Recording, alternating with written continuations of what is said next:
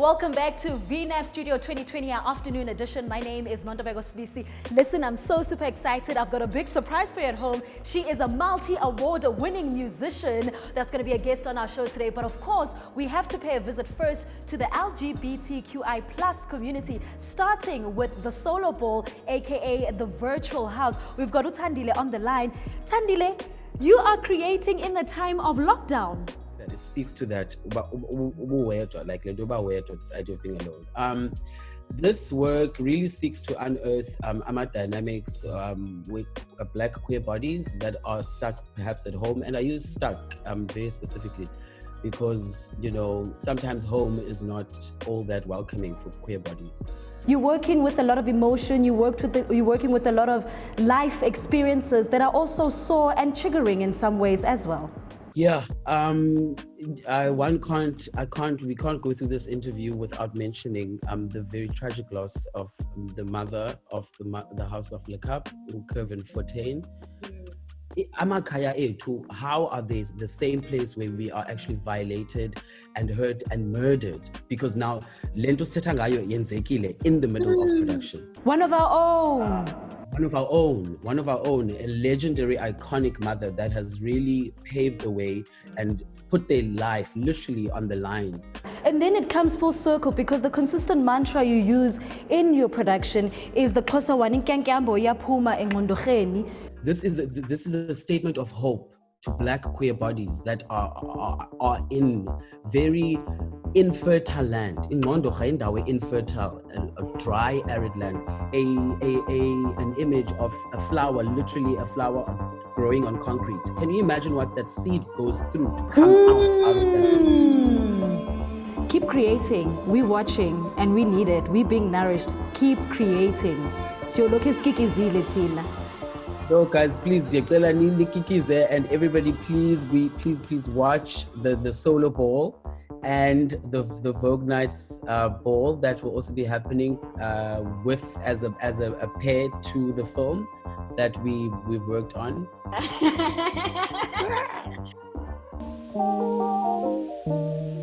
Well, for more than 4 decades, Grahamstown, Makanda has been a place of pilgrimage for artists. It's been a meeting point where we all went for our yearly inspiration. This year, of course, it's not there. We're going to find inspiration in different ways. But I think it's really important that what the festival is doing is creating an opportunity for us to all reimagine the way we work. Our relationships between artists and audiences, and to also take into consideration that we deal with an enormous challenge of not everybody has access to data. So yes, this could be a strategy for this year, but what is the strategy for next year? Can we go back to physical spaces and combine it with online spaces? But what are newer ways that we're going to find to still access and reach out to those people who still are on the borders of non-access? We have these different voices, don't we? We wouldn't get anywhere without being curious. We want to know more. How does it work? What's inside it? What's behind it? Not knowing. But we're really trying something very new here by putting it on Zoom. So it's like a live Zoom show, working with the medium as a performance medium, but also as something that's interactive, so we can all see each other. I mean, there's all these interesting things that have come up, like just in the new, we're all a little bit like baby Zoomers at the moment, you know, we're like figuring out what's actually happening because we're like looking at faces intently. So there's a strange new way of interacting and working that we're kind of exploring and playing with. So the show does have a few exercises, like a few quite gentle, nothing too hectic, some mindfulness exercises. There's some bits where I'm just performing or talking. The other aspect also is that the audience has got a lot more control. They have to organize their own sound and brightness. They're in their own homes, most likely. I kind of want to give people a feeling of relief, of like, just to breathe out a little bit, to feel a little bit less stressed.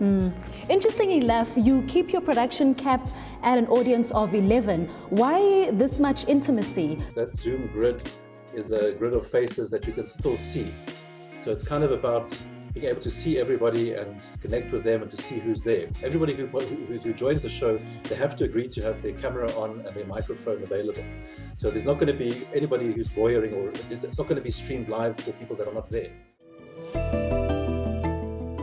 When the show started, I promised everyone at home a big surprise. You better drop everything that you're doing, ishiya yonke into phansi, because the multi-talented, the award-winning Gloria Bosman is here.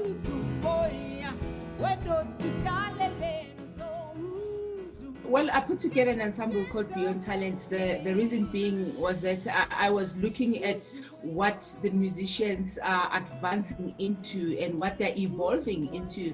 And also it is about promoting music education and the importance thereof. I feel that a whole lot of youngsters need to come into the music industry knowing that it is an academic study. It is important to go to school. It is important to get your theory in order and groom yourself for the industry, not just jump in because you're talented out of excitement. So we're interested in getting more young people involved in the Beyond Talent ensemble.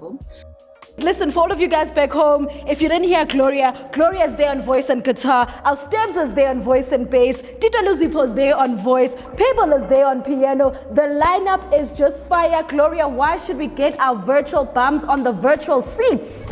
Go sit there and enjoy the music, enjoy the people, enjoy the personalities, enjoy the power of these women that I have roped in on stage with me.